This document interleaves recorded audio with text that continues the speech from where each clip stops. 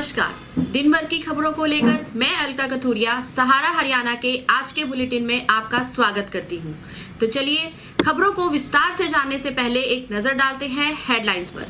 फसल की खरीद को लेकर किसानों ने किया लघु सचिवालय पर प्रदर्शन। मुख्यमंत्री ने वीडियो कॉन्फ्रेंस से भूतपूर्व सैनिक व सेवानिवृत्त अधिकारी, कर्मचारी, समाज सेवा से जुड़े लोगों से किया संवाद। कहा, स्वयं को समर्पण पोर्टल पर करें पंजीकृत। हमें उम्मीद थी मुख्यमंत्री करेंगे पेंशनर्स की समस्याओं का निराकरण, परंतु मुख्यमंत्री ने की मन की बात, कहा KL निझावन ने। पूर्व सैनिक हवलदार सतबीर सिंह ने पेश की ईमानदारी की मिसाल, कहा कर्नल सांगवान ने। हरियाणा सरकार द्वारा निजी शैक्षणिक संस्थानों को प्रॉपर्टी टैक्स में 1 वर्ष की छूट देने का निर्णय एक सराहनीय कदम, कहा डॉक्टर मदन गोयल ने। फसल की खरीद में आ रही दिक्कतों से परेशान होकर आज किसानों ने लघु सचिवालय पर प्रदर्शन किया और सरकार और प्रशासन के खिलाफ जमकर नारेबाजी की। किसानों ने कहा कि उन्हें फसल खरीद में काफी दिक्कतों का सामना करना पड़ रहा है और इसे जल्द से जल्द ठीक करवाया जाए। वहीं प्रशासनिक अधिकारियों ने मीडिया से रूबरू होते हुए कहा कि अनाज मंडी में खरीद का काम जारी है, सिर्फ वेरिफिकेशन को लेकर कुछ देरी हो रही है। उन्हें उम्मीद है कि जल्द ही ये समस्या भी दूर हो जाएगी।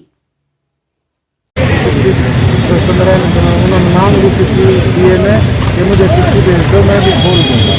इतना आप मंडी तक जाओगे, इतना पीछे मंडी तक जाओगे,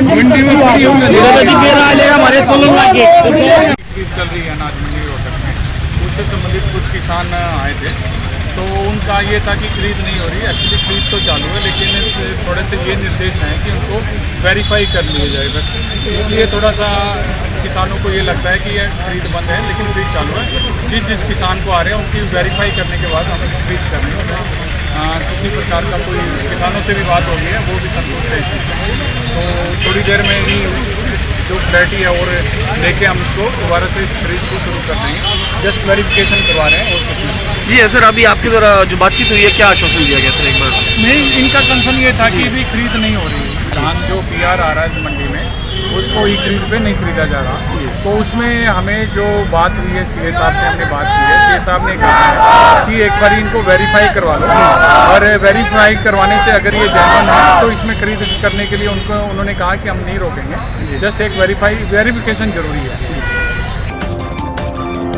मुख्यमंत्री मनोहर लाल ने प्रदेश के भूतपूर्व सैनिकों, सेवानिवृत्त अधिकारियों व कर्मचारियों का आह्वान किया कि वे समाज सेवा के उद्देश्य से सरकार द्वारा शुरू किए गए समर्पण पोर्टल पर स्वयं का पंजीकरण करें, ताकि उनकी रुचि अनुसार उन्हें जन कल्याणकारी नीतियों को घर घर पहुंचाने में उनका योगदान लिया जा सके। उन्होंने कहा कि वे अपने समय व अनुभव का प्रयोग समाज सेवा के लिए करें। मुख्यमंत्री मनोहर लाल वीडियो कॉन्फ्रेंस के माध्यम से भूतपूर्व सैनिकों, सेवानिवृत्त अधिकारियों व कर्मचारियों से संवाद कर रहे थे। उन्होंने कहा कि हमें गर्व है कि देश की रक्षा के लिए प्रदेश के सैनिक अपना मूल्यवान योगदान दे रहे हैं। प्रदेश के सैनिकों ने प्रथम विश्व युद्ध से कारगिल युद्ध तक अपनी बहादुरी का परिचय दिया है। उन्होंने भूतपूर्व सैनिकों व सेवानिवृत्त अधिकारियों तथा कर्मचारियों से कहा कि सरकार द्वारा समाज सेवा की भावना से समर्पण पोर्टल शुरू किया गया है। सभी इच्छुक स्वयं को इस पोर्टल से लिंक करें और पंजीकृत करें और वॉलंटियर के रूप में कुछ अलग करके संतुष्टि महसूस करें। क्या फिर जो योजनाएं हैं, उन योजनाओं के जो पात्र व्यक्ति हैं, जो पहले उस क्रम में आ नहीं पाते हैं उसका लाभ लेने के लिए, क्योंकि अज्ञानता है, अनपढ़ता है, और बहुत से लोग तो ऐसे लोग रहते हैं कि अपनी उस अवस्था के कारण से अपनी योजनाओं को मांगने तक भी उनके लिए संभव होता नहीं है। तो हम चाहते हैं कि हर परिवार की पहचान की जाए, सरकार की योजनाओं का लाभ किसको पहुंचना चाहिए। ऐसे परिवारों की पहचान करने के बाद सरकार क्यों ना उनके द्वार पर जाकर के उन योजनाओं का लाभ दे, चाहे वो शिक्षा का क्षेत्र है, चाहे स्वास्थ्य की बात है, चाहे रोजगार की बात है।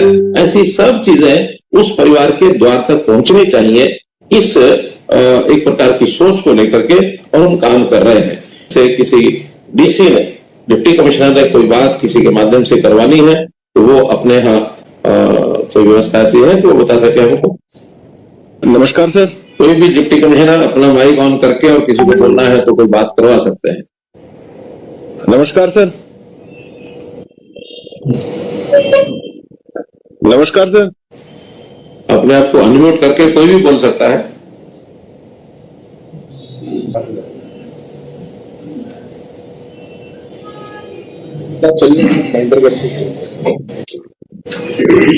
आवाज कम आ रही है, कौन बोल रहा है? जरा आवाज ऊंची करा। नमस्कार सर। सर रोहतक से बोल रहा था सर, एडीसी रोहतक हाँ। Sir, Mahendra Pal sir. बोलिए बोलिए, रोहतक सर हमारे सर हमारे कैप्टन जगवीर जी हैं सर, एक मिनट सर आपसे बात करना चाह रहे हैं सर। हाँ कराइए। नमस्कार सर। नमस्कार जगवीर जी। सर सबसे पहले तो मैं आपको इस वेबिनार के लिए धन्यवाद बोलना चाहता हूं कि आप हमसे मुखातिब हुए। जी धन्यवाद। हमारी पूर्व सैनिकों की एक दो समस्याएं हैं, मैं आपके जी। सामने रखना चाहता हूं। आपने जैसे अभी बोला कि हर 10वां सैनिक हरियाणा का होता है, ये अभी 10वां सैनिक हरियाणा का नहीं होता सर, क्योंकि हमारी हरियाणा की पॉपुलेशन लगभग 2.5 करोड़ है। तो जी। हर 2.5 सैनिक हमारा है।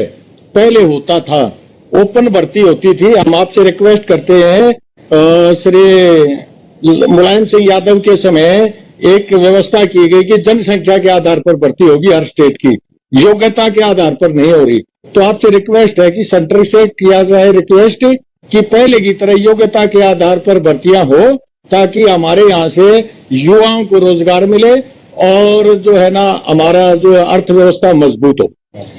दूसरा पॉइंट हमारा है सर कि स्टेशन हेडक्वार्टर रोहतक, एक मिलिट्री स्टेशन है यहाँ पर, जो रोहतक, झज्जर, सोनीपत 3 जिलों को सेवा देता है, उसको आर्मी हेडक्वार्टर यहाँ से बंद करके हिसार ले जाना चाहती है। तो हमारे वेटरन को बहुत जबरदस्त समस्या हो जाएगी। उससे 100 किलोमीटर जाना और 100 किलोमीटर आना एक पूर्व सैनिक के लिए, बूढ़े पूर्व सैनिक के लिए बहुत कष्टमय होगा। हमने डीसी साहब के माध्यम से एक ज्ञापन chief of the army staff को भेजा है। आपसे भी रिक्वेस्ट है आप इस बात को आगे बढ़ाएं। दूसरा हमारा एक और पॉइंट है, 5-6 साल पहले हाउसिंग बोर्ड के लिए जवानों ने 5-5 लाख रुपए जमा किए थे। आज तक उन घरों का कोई वेरिफिकेशन नहीं है कि वो घर मिलेंगे या नहीं मिलेंगे। एक और बात है सर कि सेक्टरों में पहले एक्स सर्विसमैन का कोटा होता था, लेकिन अभी जो कनेली के पास में सेक्टर 25 कटा, उसकी ओपन नीलामी हुई। ऐसा नहीं होना चाहिए, क्योंकि सर एक आम सैनिक के पास इतना धन नहीं होता कि वो ओपन मार्केट में मुकाबला कर सके। आपने विषय रखे हैं, अच्छे विषय रखे हैं, लेकिन मेरा निवेदन ये है कि आज हम अपना ये जो वेबिनार की जो चर्चा है वो इन विषयों के लिए नहीं की है। इन विषयों के लिए तो हमारा पूर्व सैनिक और अर्धसैनिक डिपार्टमेंट है, ये डिपार्टमेंट आप लोगों की मीटिंग बुला करके अलग से करेंगे। आज तो पूर्व सैनिक, हमारे जो सेवानिवृत्त कर्मचारी, ये सब अपने अनुभवों के आधार पर, अपने विचार और अपनी क्षमता के आधार पर समाज के लिए क्या कर सकते हैं और सरकारी योजनाओं को गरीब लोगों तक कैसे पहुंचा सकते हैं, आज का जो विचार है वो ये है। इस विचार में अगर आप कोई बात रखना चाहेंगे तो जरूर उसका आज के इस संदर्भ में महत्व होगा। आपकी बातों को अलग से किसी प्लेटफॉर्म पर हम लेंगे कि सैनिक, पूर्व सैनिकों की समस्याएं क्या है, उसको हल करने के लिए क्या करना होगा। वो विषय बाद में कभी भी किसी अवसर के ऊपर जरूर हम उसको चर्चा करेंगे। हरियाणा स्टेट पेंशनर समाज रोहतक की केएल निझावन के नेतृत्व में मुख्यमंत्री मनोहर लाल खट्टर से वीडियो कॉन्फ्रेंस के जरिए मुलाकात हुई, जिसमें जिले के सभी सदस्यों ने भाग लिया। केएल निझावन ने कहा कि सभी पेंशनर्स को मुख्यमंत्री से उम्मीद थी कि पेंशनर्स की समस्याओं का वो निराकरण करेंगे, लेकिन मुख्यमंत्री ने अपने मन की बात के सिवाय किसी भी पेंशनर्स की समस्या को नहीं सुना, जिसकी वजह से सभी सदस्य हताश और निराश हुए। सभी ने कॉन्फ्रेंस के समापन के बाद बैठक करके सरकार के विरुद्ध घोर रोष प्रकट किया और आंदोलन को मांगे मनवाने के लिए तेज करने का संकल्प किया। सभी जिलों में धरने प्रदर्शन करने का संकल्प दोहराया। पहला धरना 29 नवंबर को पलवल में उपायुक्त कार्यालय के सामने दिया जाएगा। Master Devraj Nandal, working president Haryana state pension समाज, और मेरे पेंशन समाज के सभी साथी सभी जिलों में बड़ी खुशी के साथ हरियाणा के मुख्यमंत्री मनोहर लाल खट्टर जी की प्रेस कॉन्फ्रेंस वीडियो कॉन्फ्रेंस में भाग लेने के लिए हर जिले में डीसी कार्यालय आज पहुंचे। लेकिन मुख्यमंत्री की बात सुनकर के सभी निराश हुए। मुख्यमंत्री ने अपनी बात, अपने मन की बात पेंशनर्स को कही, लेकिन पेंशनर्स के मन की बात नहीं सुनी। अब सब पेंशनर्स बहुत उदास हैं, निराश हैं, हताश हैं और ये फैसला किया है कि अपनी मांग मनवाने के लिए आंदोलन को और तेज किया जाएगा और उसकी शुरुआत 29 तारीख को पलवल में डीसी कार्यालय के सामने धरना देकर आंदोलन का बिगुल बजाया जाएगा। देव कॉलोनी स्थित पूर्व सैनिक सीएसडी कैंटीन के स्टाफ सदस्य हवलदार सतबीर सिंह ने ईमानदारी की मिसाल पेश करते हुए रुपयों से भरा एक purse canteen manager colonel Sangwan के पास जमा किया। उन्हें ये पर्स कैंटीन कैंपस में गिरा हुआ मिला था। इस पर कैंटीन मैनेजर ने कैंटीन में घोषणा करवाई कि अगर किसी व्यक्ति का पर्स गिरा है तो वो पहचान बताकर इसे ले जा सकता है। शिक्षा प्रकोष्ठ के प्रदेश संयोजक डॉक्टर मदन गोयल ने कहा कि राज्य सरकार द्वारा निजी शैक्षणिक संस्थानों को संपत्ति कर में 1 वर्ष की छूट देने का निर्णय एक सराहनीय कदम है।